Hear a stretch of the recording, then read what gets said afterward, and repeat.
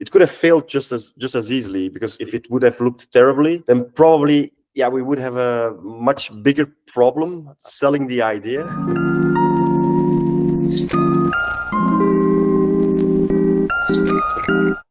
And then all of a sudden there was an event called Flanders Innovation and Technology, like a big fair that was showcasing all the state-of-the-art digital technologies in Flanders.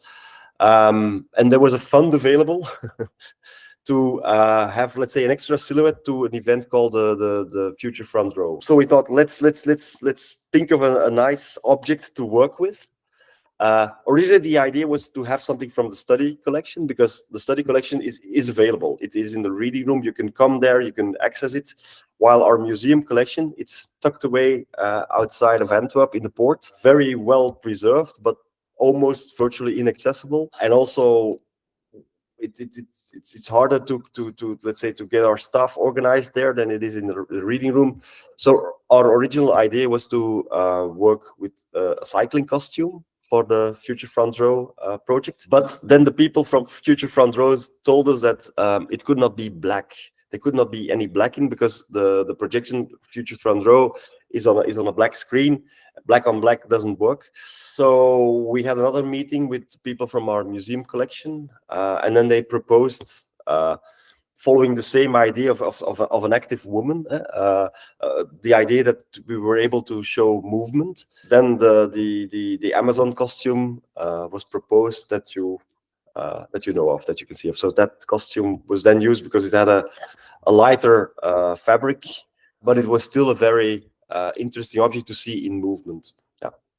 We also have staff there. We have the infrastructure there. So since we can build on top of an already existing library service, it's much easier or the threshold to use the collection becomes very low, and that allows for all kind of collaborations. And the one with the archive is one of them, but there are multiple other organizations, partners based on that open, accessible platform. Seeing something, because I also sent you a link to the object itself, seeing it in on a historical picture, then seeing it on a mannequin in a museum with museum photography, yeah, things tend to look old because they're not moving, they are static. Then again, it's not like a one-on-one copy. So, for example, if you look at the archive film, it looks contemporary because it's also contemporary made. The movements are contemporary. I think that tells also the way it is presented is contemporary. I think that's probably one of the reasons why everything looks a bit contemporary.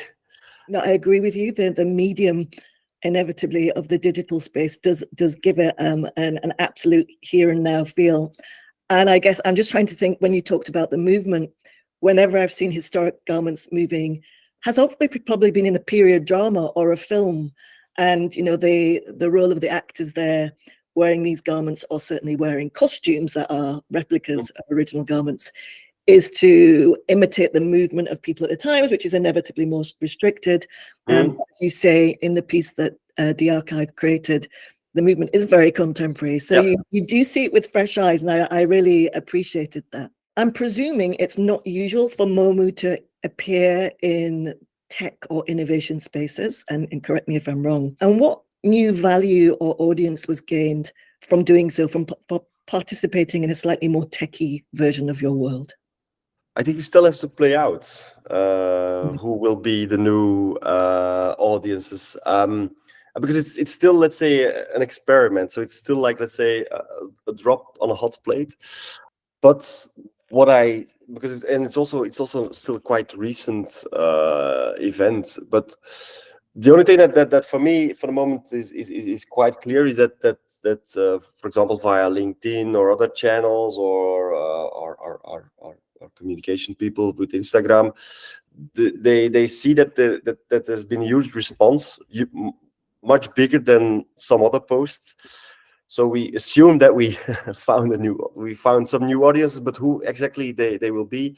Will they be more tech people, or is it more like the same people but with a wider reach? I don't know. That being said, experimenting with new technologies in our museum has been something that we have been doing quite some time. You cannot stick to being the museum the same way as you were doing it 20 years ago, 30 years ago. I think you have to evolve. Society evolves, technology evolves, demands of your users evolve.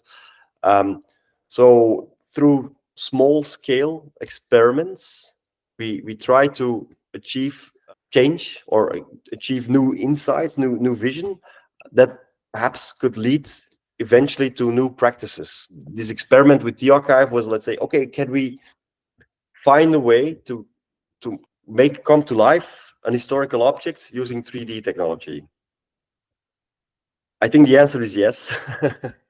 I think also we have a very interesting process that we could use to make it work.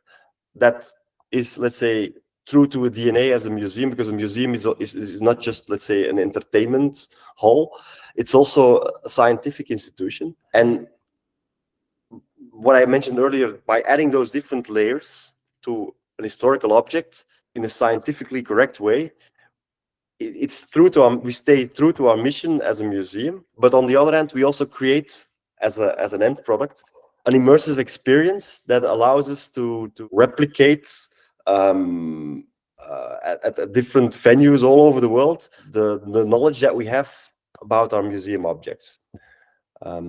So that's why I think a project like this one is very interesting. It could have failed just as easily, because if it would have looked terribly, then probably, yeah, we would have a much bigger problem selling the idea.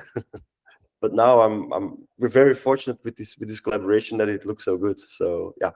And I love this idea or the insight that, you know, museums are also innately experimental spaces. It's not, you know, I'm not part of your world, and it's a very interesting insight for me, because obviously it makes sense, and you always have to look for new avenues and new ways to make your garments relevant and the museum connect with people or your audience in various ways.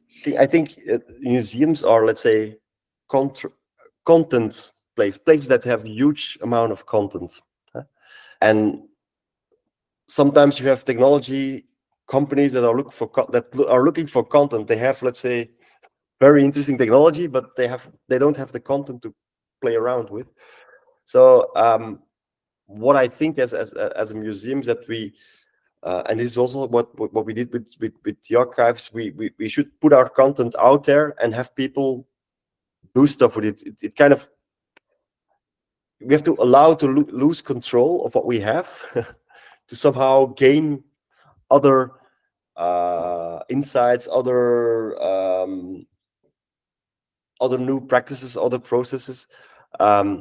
So this is also why I stress again this the importance of the study collection is that it's a safe space, kind of, so we can lose a bit control as a museum there, allow other people to use it and reuse it, because in the end it's just like a playground. It's like a sandbox. It's like a testing area, but we use ourselves also to learn, but we also allow others to use it and learn it. And the fact that we were